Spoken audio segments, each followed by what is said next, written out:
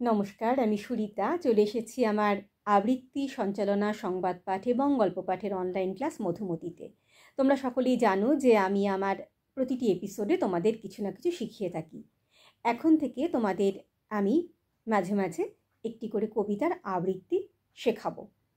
সেই কবিতাটি আমি ডেসক্রিপশন বক্সে দিয়ে দেব, তোমরা সেখান থেকে লিখে নিও। আর আগেও বলেছি এবং আবারও বলছি, তোমরা একটি খাতা বানাও। সেই খাতার বাঁ দিকে লেখো সিরিয়াল নাম্বার, মাঝখানে লেখো কবির নাম, কবিতার নাম এবং ডান দিকে লেখো আজকের তারিখ, যে ডেটে তোমাদের আমি কবিতাটা শেখাচ্ছি। এইভাবে এখন থেকে কিছু কিছু এপিসোডে তোমাদের আমি কবিতার আবৃত্তি শেখাবো। তাহলে চলো আজকের কবিতা আমি তোমাদের শেখাই। আজকের কবিতা।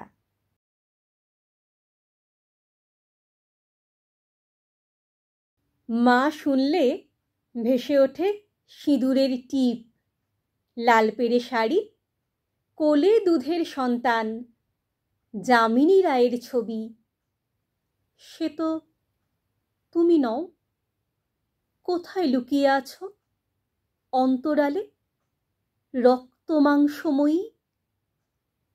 মা হওয়া মুখের কথা নয়, হাসি মুখে টিপ সেজে যিনি ঠিক বেছে নেন শিশুযোগ্য হরলিক্স, বেবি সফট পণ্য রাশি রাশি, সে তো শুধু বিজ্ঞাপন, টিং টং স্বপ্নের বাজার।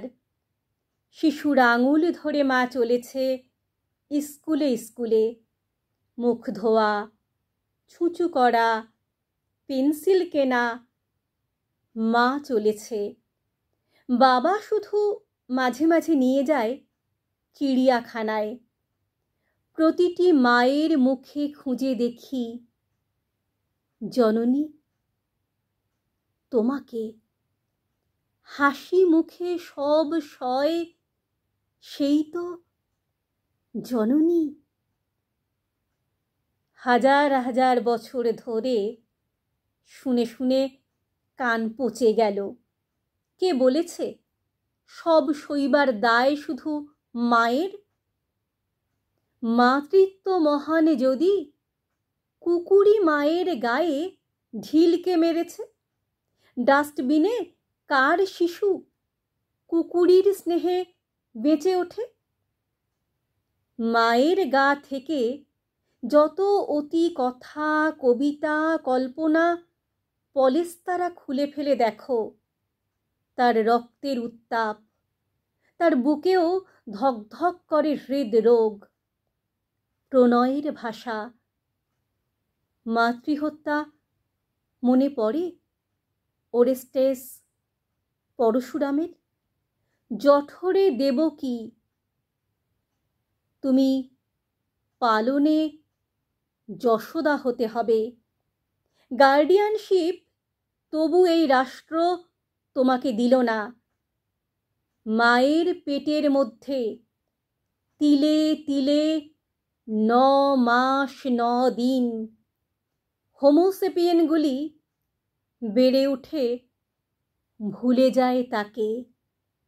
মায়ের পেটের মধ্যে তিলে তিলে 9 মাস 9 দিন হোমোসেপিয়েনগুলি বেড়ে উঠে ভুলে যায় তাকে।